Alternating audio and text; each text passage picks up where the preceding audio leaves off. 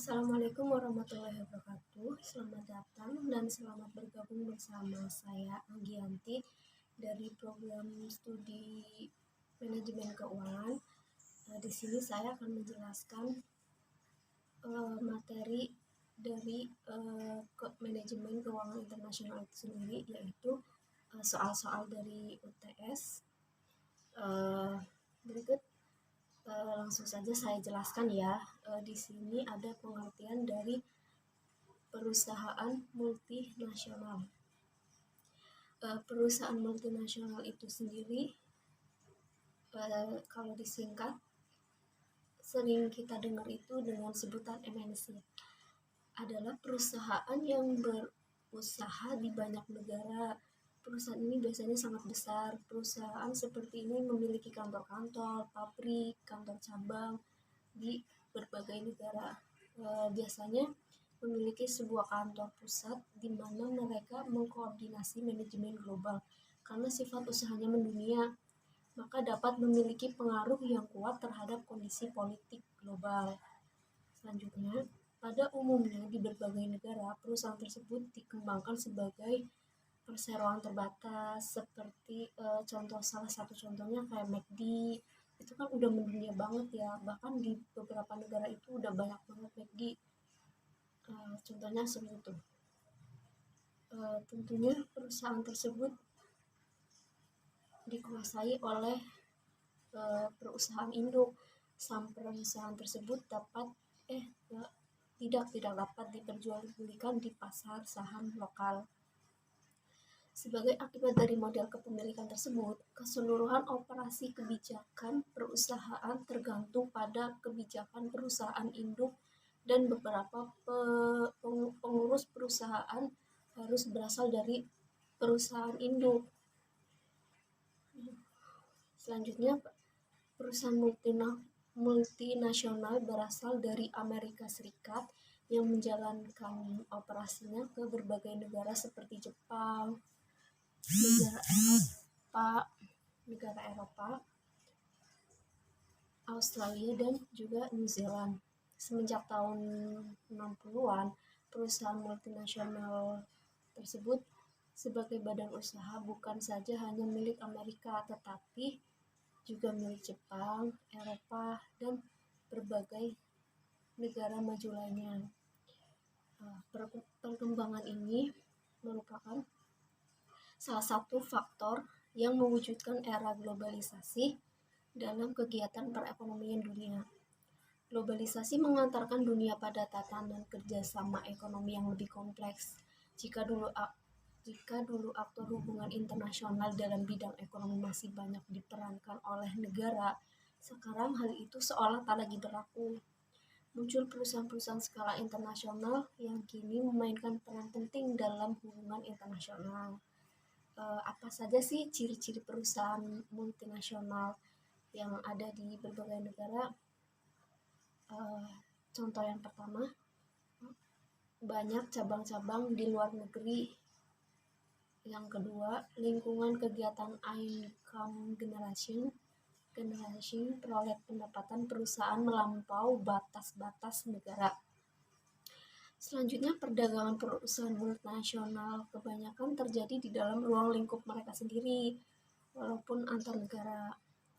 Selanjutnya, cenderung memilih usaha tertentu, biasanya usaha manufaktur, karena kan usaha manufaktur kita kan memproduksi barang ya, jadi kalau barang kita produksi kita lancar, banyak peminat di pasaran, otomatis kalau kita punya suatu barang, pasti kita akan ekspor dong ke luar negeri.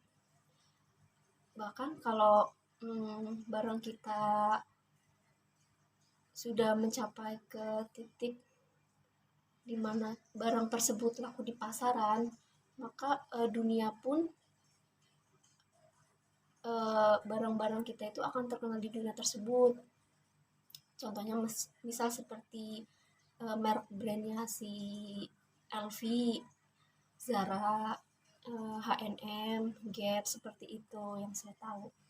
Itu yang manufaktur ya. Dan selanjutnya yang terakhir nih, investor besar dengan portofolio yang tidak berusaha mengontrol investasinya serta mengambil resiko kewirausahaan. Tujuan perusahaan multinasional itu sendiri secara umum yaitu tujuan utamanya karena pertimbangan adanya potensi keuntungan yang lebih tinggi dengan mendirikan produksi dan kegiatannya di luar negeri. Sebab semakin luas kegiatan dan pasar, potensi keuntungan yang bisa diperoleh bisa semakin tinggi pula. Secara lebih terkhusus, tujuan MNC diantaranya raw material seeker, mendapatkan bahan mentah untuk diolah atau diproduksi di negara lain. Contohnya seperti pabrik garmen ya, itu kerjasama antara beberapa negara lalu membuat pabrik tersebut tuh di Indonesia. Barang yang untuk diolah itu import dari Korea, Cina, lalu diproduksi di Indonesia dengan sumber daya manusia Indonesia lalu diekspor ke Korea. Seperti itu yang saya tahu. Selanjutnya ada market seeker, memperoleh pangsa pasar baru di negara lain. Yang ketiga ada cost minimalizer seeker, mencapai efisiensi biaya karena dengan melakukan investasi memungkinkan biaya produksi menjadi lebih rendah. Selanjutnya ada profit maximization, trade-off with cost minimization. Perusahaan dapat memaksimalkan keuntungan dengan mengurangi biaya produksi yang serendah-rendahnya.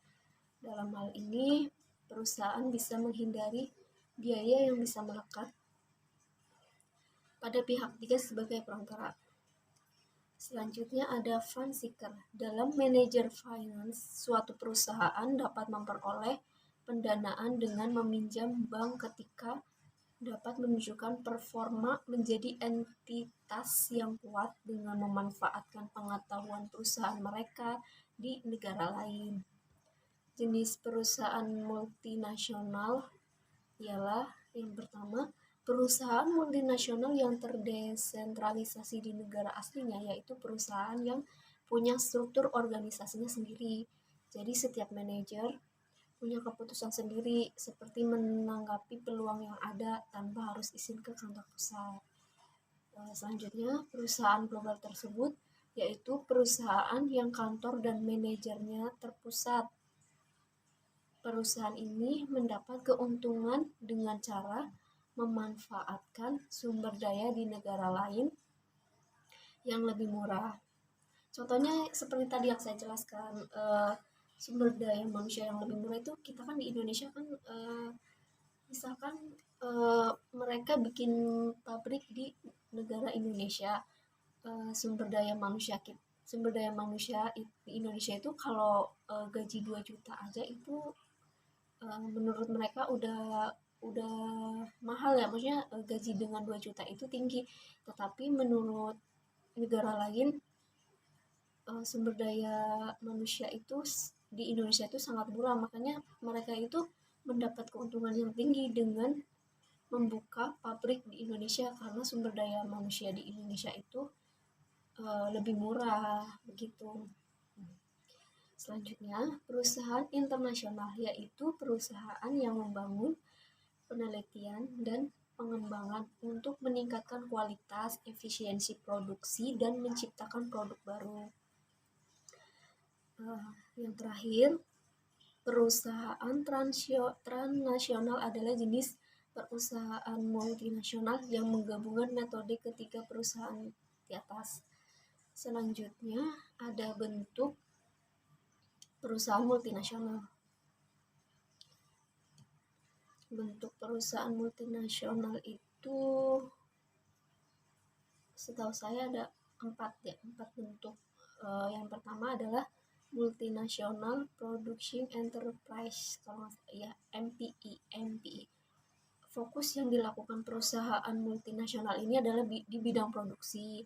Jadi MNC ini memiliki dan mengontrol berbagai fasilitas produksi di lebih dari satu negara. Yang kedua ada multinational trade enterprise (MTI).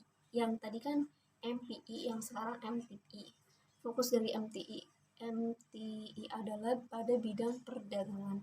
Jadi perusahaan ini ya perdagangan. Jadi perusahaan ini bergerak dengan menjual barang yang diproduksi di dalam negeri secara langsung kepada badan usaha atau orang di negara lain.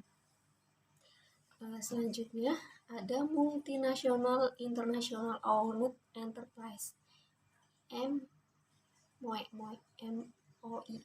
Perusahaan ini lebih mengarah pada kepemilikan usaha dari satu induk perusahaan yang menyebarluaskan cabang-cabang produksi atau perdagangan atau kegiatan perusahaannya di negara lain. Yang keempat ada multinational finance control and enterprise (MCE), yaitu MCE ini berfokus dari perusahaan lebih pada permodalan atau pembiayaan. Pada mulai dan MC kegiatan perusahaannya diawasi oleh dari satu negara. Oh, berarti kalau MCE itu kan perusahaan pada permodalan atau pembiayaan. Berarti kalau perusahaan ini tuh contohnya seperti koperasi di bidang keuangan gitu kalau MCE ini. Jadi PMN yang termasuk MOE biasanya merupakan perusahaan dengan kegiatan perdagangan atau produk yang beragam.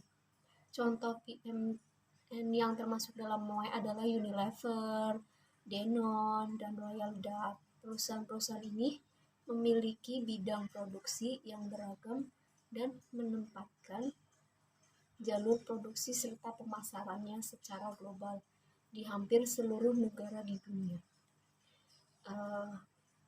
Selanjutnya ada dampak perusahaan multinasional.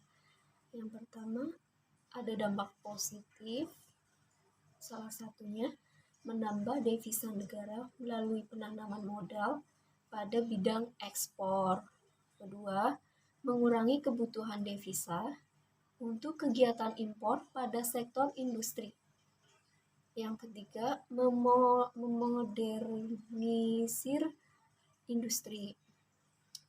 Yang keempat, ikut mendukung pembangunan nasional dan dapat meningkatkan penghasilan masyarakat. Selanjutnya, ada dampak negatif dari perusahaan multinasional. Yang pertama, bisa mematikan perusahaan lokal. Perusahaan multinasional yang ada pada suatu negara dapat mematikan perusahaan lokal yang sedang berkembang di negara tersebut. Maksudnya apa sih dari dampak negatif bisa mematikan perusahaan lokal? Misalnya gini, suatu perusahaan dari negara lain yang berkembang di Indonesia itu bisa memicu perusahaan UMKM ini menjadi kalah saing dari perusahaan multinasional seperti ini. Contoh misalkan pedagang kaki lima itu kan termasuk UMKM ya di negara Indonesia, dan masuklah sebuah resto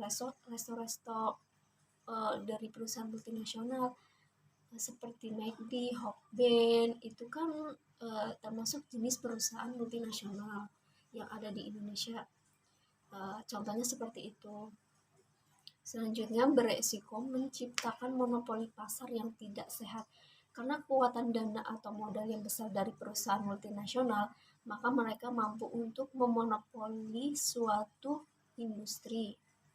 Selanjutnya, ekspor keuntungan. Perusahaan multinasional akan mengembalikan keuntungan kepada para pemilik modal di negara asal mereka. Sehingga keuntungan bagi negara tuan rumah yang dijadikan tempat untuk pemasaran mereka relatif kecil. Ya seperti itu sih benar. Kalau dampak negatif bagi perusahaan multinasional itu negara tuan rumah yang dijadikan tempatnya itu untuk pemasaran relatif kecil. Selanjutnya, dampak negatif selanjutnya yaitu ada dampak terhadap budaya dan sosial. Kelemahan perusahaan multinasional lain adalah banyak perusahaan asing yang dapat merusak citra budaya dan sosial setempat. Selanjutnya, ada kualitas kesehatan dan keselamatan pekerja yang rendah. Perusahaan sering dianggap tidak begitu memikirkan keselamatan dan kesehatan pekerjanya di negara-negara yang memiliki peraturan dan undang-undang yang tidak berlaku ketat. Misalnya seperti keselamatan para pekerja tambang yang rendah, itu menurut saya perlu dievaluasi lagi sih ya di undang-undang undang-undang cipta kerja di Indonesia, karena kita pribumi sendiri sebenarnya kurang mendapatkan hak-hak yang seharusnya mereka dapatkan ya.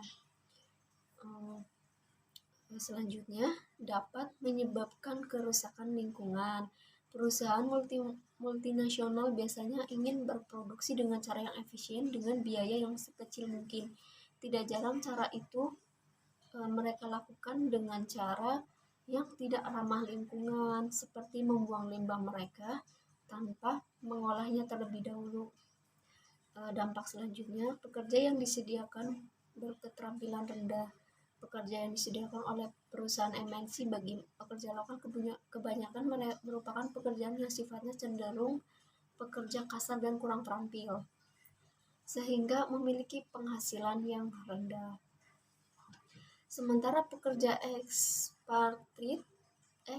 ekspatriat dari luar negeri diposisikan untuk tingkat senior dan terampil. Pengguna pekerja yang kurang terampil akan sangat menguntungkan perusahaan MNC, akan tetapi sangat merugikan pekerja dan masyarakat setempat. Yes ya, kalau perusahaan MNC itu dampak negatifnya itu lebih ke para pekerjanya, bukan pada perusahaannya. Selanjutnya ada contoh perusahaan multinasional dalam bidang teknologi, ya salah satunya Google. Kalau dalam bidang kuliner atau makanan, salah satunya KFC. Bidang lainnya ada Levi's, Epson, Semen Indonesia, Garuda Food, Freeport Indonesia, dan Unilever Indonesia. Nah, Unilever Indonesia ini merupakan anak dari perusahaan Unilever. Unilever Indonesia merupakan perusahaan MNC dengan banyak kantor dan cabang di penjuru dunia. Bahkan di Indonesia pun banyak tuh produk-produk dari Unilever yang masuk ke Indonesia, dan itu tuh sangat menguntungkan di berbagai pihak. Hampir seluruh produk rumah tangga dan produk kecantikan diproduksi oleh Unilever, sehingga perusahaan ini sangat dikenal oleh masyarakat. Selanjutnya, saya akan membahas materi dari UTS yang selanjutnya ya. Bagian selanjutnya yaitu tentang ketenaga kerjaan. Tenaga kerja dan sumber daya lainnya akan mengalir kemana pun mereka berada dalam permintaan. Mobilitas faktor yang tidak terbatas seperti itu akan menciptakan kesetaraan dalam biaya dan pengembalian, dan dengan demikian akan menghilangkan keunggulan biaya komparatif yang merupakan alasan untuk perdagangan dan investasi internasional. Namun dunia nyata menderita pasar yang tidak sempurna. Kondisi ini di mana faktor-faktor produksi agak tidak bergerak. Ada biaya dan jaring pembatasan yang berkaitan dengan transfer tenaga kerja dan sumber daya lain yang digunakan untuk produksi. Di sana juga mungkin pembatasan transfer dana dan sumber daya lainnya antar negara, karena market untuk berbagai sumber daya yang digunakan dalam produksi adalah tidak sempurna. Itu tuh contohnya seperti MNC, Gap, Nike, Adidas sering memanfaatkan sumber daya khusus negara asing. Jadi pasar yang tidak sempurna memberikan insentif bagi perusahaan untuk mencari peluang asing. Selanjutnya menjelaskan metode perilaku bisnis internasional. Perdagangan internasional itu sendiri adalah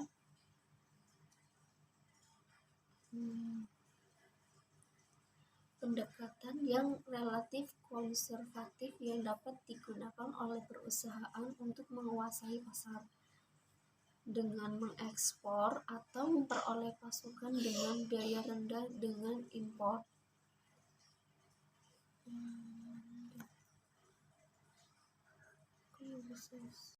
Baik, akan saya lanjutkan mengenai materi UTS tadi yang sebelumnya belum saya selesaikan ya, tentang perdagangan internasional. Di sini perdagangan internasional merupakan pendekatan yang relatif konservatif yang dapat digunakan oleh perusahaan untuk menguasai pasar atau memperoleh pasokan dengan biaya rendah. Nah, jika perusahaan mengalami penurunan ekspor ataupun impor juga bisa, biasanya dapat mengurangi atau menghentikan bagian usaha bisnisnya atau usaha dengan biaya rendah. Banyak perusahaan MNC yang berbasis di Amerika Serikat termasuk DuPont, General Electric, dan IBM. Perusahaan-perusahaan ini menghasilkan lebih dari 4 US dollar miliar dalam penjualan tahunan dari ekspor. Meskipun demikian, usaha kecil menyumbang lebih dari 20% dari nilai semua ekspor Amerika Serikat. Lalu bagaimana internet memfasilitasi perdagangan internasional? Banyak perusahaan menggunakan website untuk mencantumkan produk yang mereka jual beserta harga setiap produk. Ini membuat mudah bagi mereka untuk mengiklankan produk mereka ke importir potensial di mana saja di dunia tanpa mengirimkan brosur ke berbagai negara. Lalu selanjutnya perusahaan dapat menambah produknya UCT line atau ubah harga hanya dengan merevisi situs website-nya. Jadi importir hanya perlu memeriksa situs web eksportir secara berkala untuk mengikuti perkembangan informasi produknya. Jadi perusahaan juga dapat menggunakan situs web mereka untuk menerima pesan secara online. Beberapa produk seperti software dapat didownload langsung oleh importir melalui internet. Produk lain harus dikirim.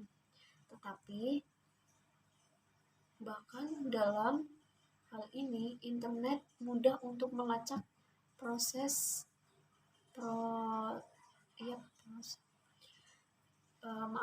tetapi bahkan dalam hal ini internet mudah untuk melacak proses importir dapat mengirimkan pesanan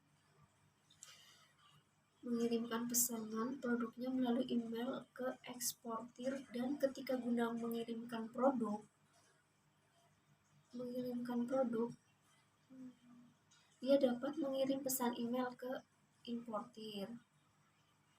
Selanjutnya, jika eksportir memiliki beberapa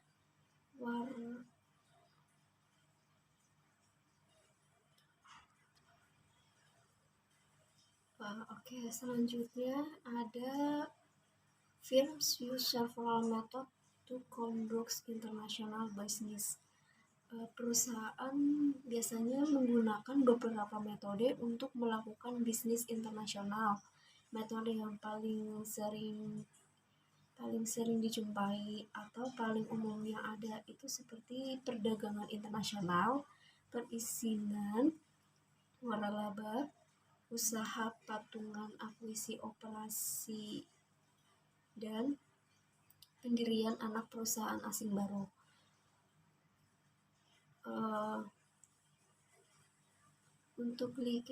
Untuk lisensi sendiri itu adalah pengaturan di mana satu perusahaan menyediakan teknologinya, hak cipta, paten, merek dagang, atau nama dagang dengan imbalan biaya atau pertimbangan lainnya.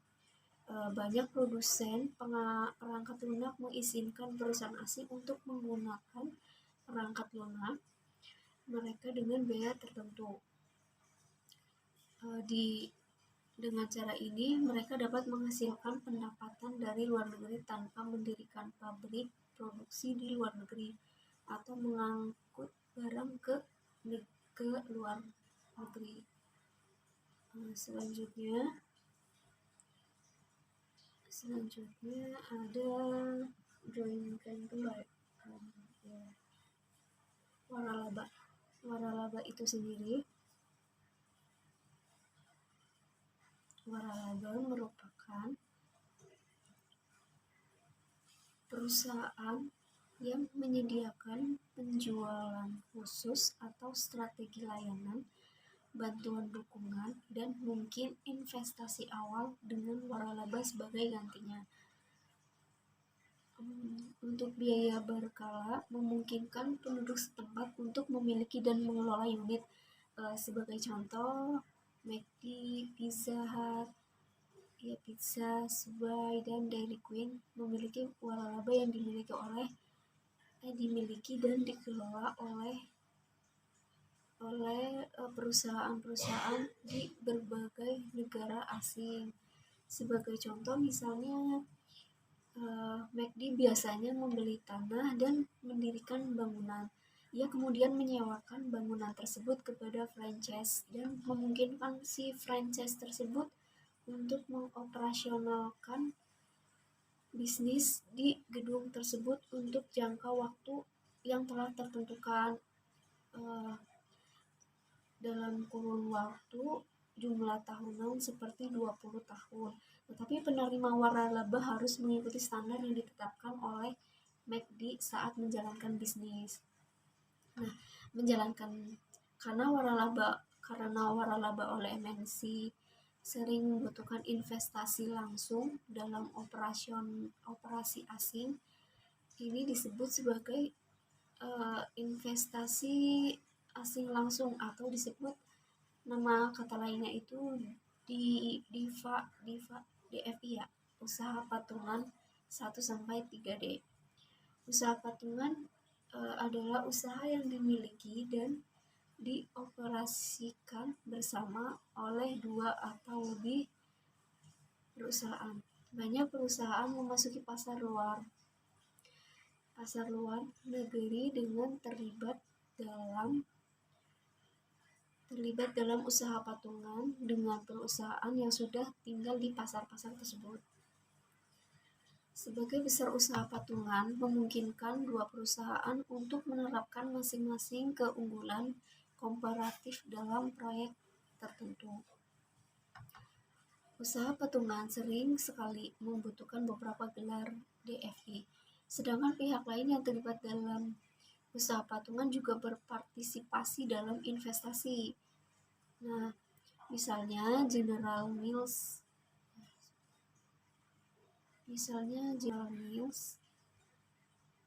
bergabung dalam usaha dengan Nestle, sehingga sereal yang diproduksi oleh General Mills dapat dijual melalui jaringan distribusi penjualan luar negeri didirikan oleh Nestle. Xerox Corp dan Fujiko Jepang terlibat dalam usaha patungan yang memungkinkan Xerox menembus pasar Jepang sambil mengizinkan Fuji memasuki bisnis fotokopi. Koleksi O dan Wilmar International Ltd telah mendirikan usaha patungan tersebut. Kurang lebihnya seperti itu.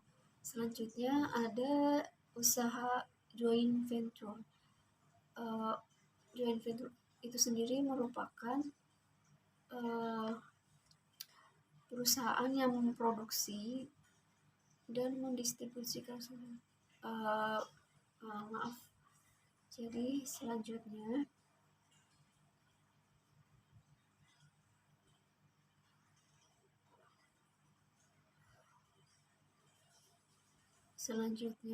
ada acquisition of existing operations.